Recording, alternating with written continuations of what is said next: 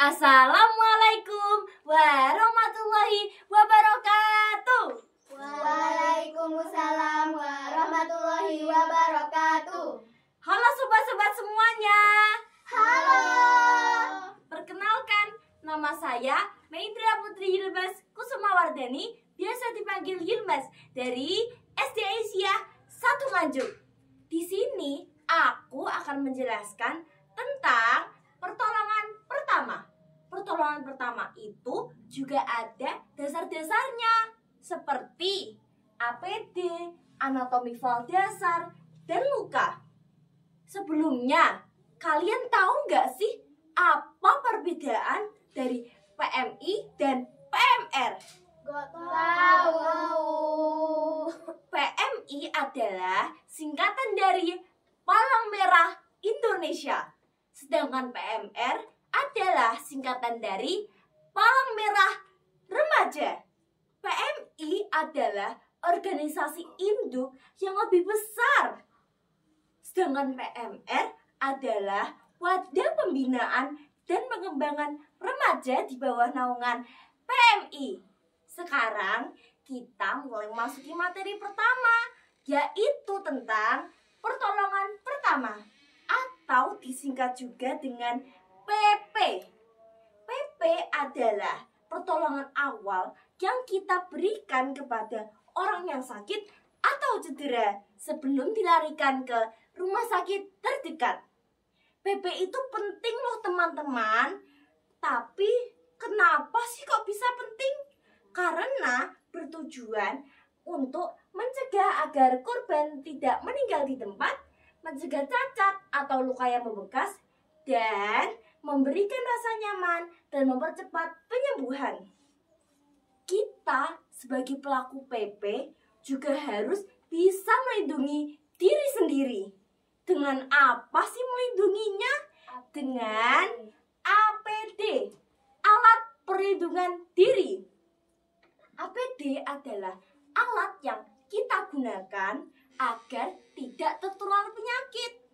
APD tidak perlu mahal. Contohnya, sarung tangan lateks dan masker penolong. Fungsinya itu ada 2. Yang pertama, mencegah tidak tertularnya penyakit dan melindungi diri. Saat kita melakukan PP, kita tidak hanya memerlukan alat 2 ini saja, tetapi kita juga memerlukan alat-alat yang lainnya, seperti kasa steril, betadin, plester, perban, dan selimut. Sekarang kita memasuki materi kedua, yaitu tentang apa ya? Anatomi fal dasar. Betul sekali, anatomi fal dasar, atau biasa disebut juga dengan bagian-bagian tubuh manusia. Tubuh manusia itu dilindungi oleh kulit dan diperkuat oleh rangka. Secara garis besar, tubuh manusia dibagi menjadi 3 bagian: kepala, leher, dan batang tubuh. Kepala terdiri dari wajah, tengkorak, dan rahang bawah. Sedangkan batang tubuh terdiri dari perut, dada, punggung, dan panggul. Pasti kalian udah pada bosan ya? Iya nih. Ya udah, biar nggak bosan dan tambah semangat, ayo kita tepuk tangan sambil bernyanyi bersama-sama. Ikutin aku ya. Oke. Kita mulai. 1, 2, 3. Mari bersama laksanakan PP. Laksanakan PP. Selamatkan jiwa penderita. Laksanakan PP. Laksanakan PP.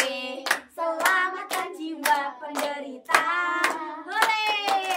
Kalian hebat sekali. Sekarang kita mulai memasuki materi inti, yaitu tentang luka. Luka itu sama saja dengan rusaknya kulit. Klasifikasi luka dibagi menjadi 2 bagian: luka yang berdarah dan luka yang tidak berdarah. Luka yang berdarah, misalnya, saat kita terjatuh lalu mengeluarkan darah. Hiiii. yang tidak berdarah, misalnya, saat kita terbentur benda keras lalu memar. Kemudian saat kita terluka, kita memerlukan penutup luka loh. Karena bila ada luka yang berdarah, sebaiknya dibersihkan dengan antiseptik kemudian ditutup. Penutup luka contohnya seperti kasa steril, plester, dan penutup buatan sendiri. Tetapi kita tidak hanya memerlukan penutup luka saja. Kita juga memerlukan yang namanya pembalut luka. Pembalut luka kegunaannya untuk membantu menghentikan pendarahan. Fungsinya juga ada yang lain-lainnya loh, seperti penekan untuk penutup luka, menjadi penopang untuk bagian tubuh yang cedera, dan lain-lain.